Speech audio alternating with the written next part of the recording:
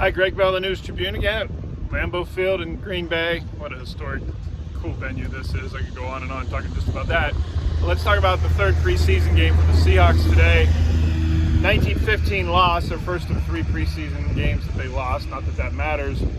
What does matter is Drew Lock proved to his coach, Pete Carroll, to his teammates, the Seahawks locker room, and he said to himself that, hey, I can do this.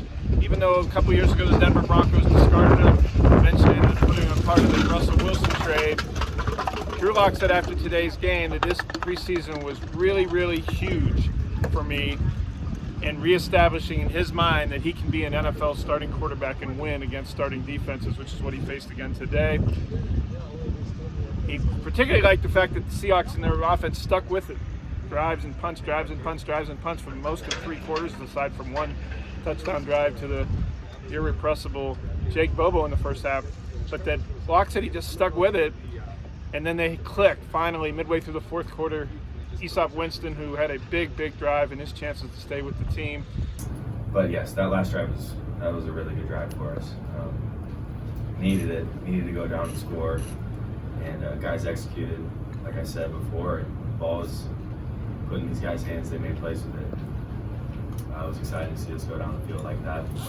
To be resilient, because you can kind of start curling up into a shell and drives, a couple drives in a row. It's just 3 and out or first down. Then you come back off the field. I'm happy we didn't kept fighting, didn't give up, and even until the last play of the game, we were giving everything we got. The Seahawks ended up briefly taking the lead, 15-12 on that end of that drive.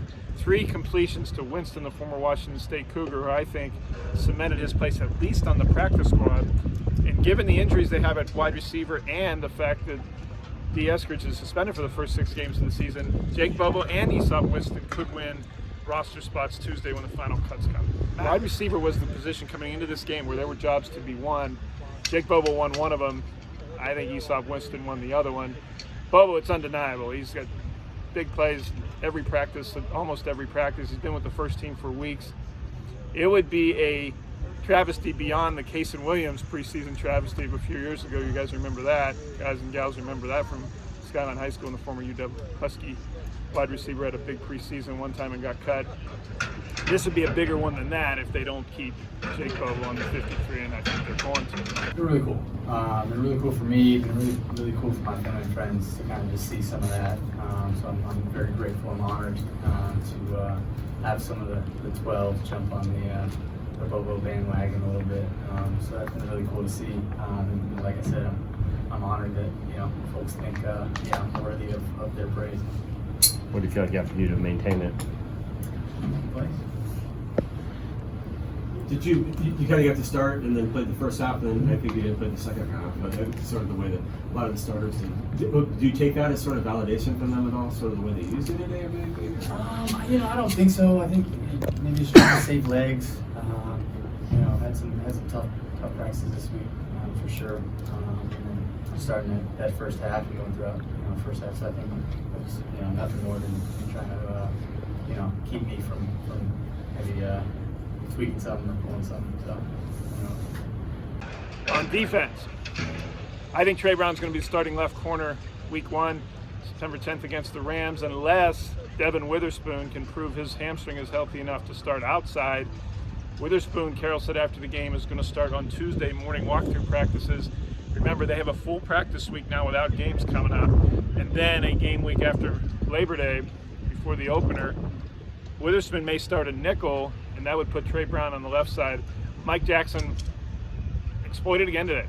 He had 2 pass defenses, yes. He had 7 tackles, yes. That's because they threw at least a dozen times at him.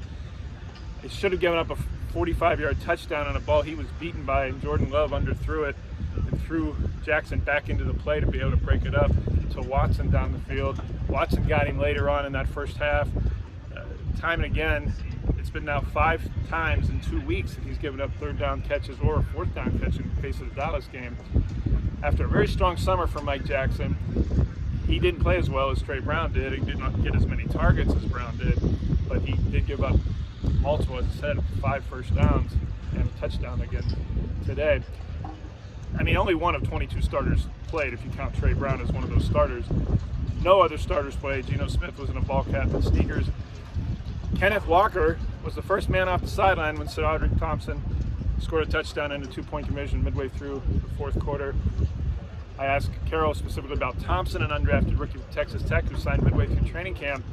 Because the Seahawks use so many running backs, because that position is so injured, I think Thompson's going to get on the practice squad as well. It was interesting after the game, Pete Carroll mentioned a few times how this is a 69-man team, not a 53-man team, and that's because of the 16-man practice squad, but that he wants to keep them all. I mean, he wants all 69 to come from this roster because of how unified and spirited they are. He really liked the battling again to come back into the league today, and that's what his message to his players is. I want to keep all of you. Now, he said that's almost impossible with NFL rules, and players can sign Seahawks players. If the Seahawks put a player on the practice squad, for instance, any team in the league can sign that guy onto its active roster after the regular season rosters are set on Tuesday. Then there's waivers and waiver claims. To get a guy on the practice squad, he has to go through waivers on Tuesday, and a team could claim him. But if it's Carroll's way, and the way he told it after the game, he wants all 69 of his players and all 16 people on the practice squad to come from the current Seahawks 90. All that'll be on the newstribune.com. Actually, the game story and analysis, instant analysis on there right now, and on Twitter at GBellSeattle. Have a great weekend. I'll talk to you again early next week.